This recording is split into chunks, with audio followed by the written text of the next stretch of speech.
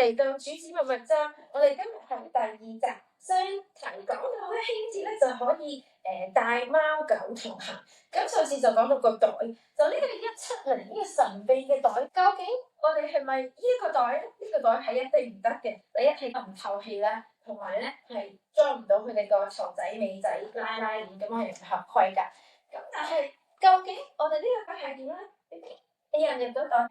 好，我哋啱啱請到2位靚媽咪，再傾下究竟呢個袋有啲咩策略？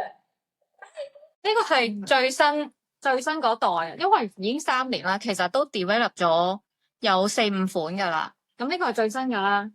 點解我話佢會符合港鐵嘅要求咧？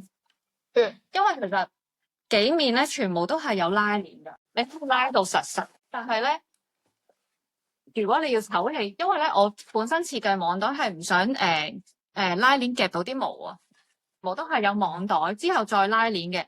但係咧，我有諗過，如果港鐵佢話其實係個頭唔好露出嚟啦。咁其實咧，你隻狗呢度，其實佢可以周圍望到外面啦，你又可以喺呢個窿度俾嘢佢食。咁其實嗰隻狗仔都會幾舒服嘅，我覺得。即係有少少偷雞咯，咁樣突個頭出嚟，但係其實你又唔係真係突個頭出嚟。冇話係recommend 幾多個 kilo 嘅狗仔，因為我見到有啲網站佢有時會講嘅話，即係 up to 1狗啊咁樣。你呢個係點樣嘅咧？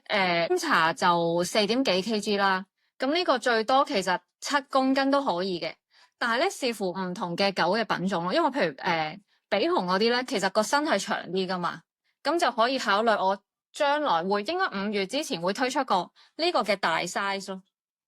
即係如果大 size 就係比大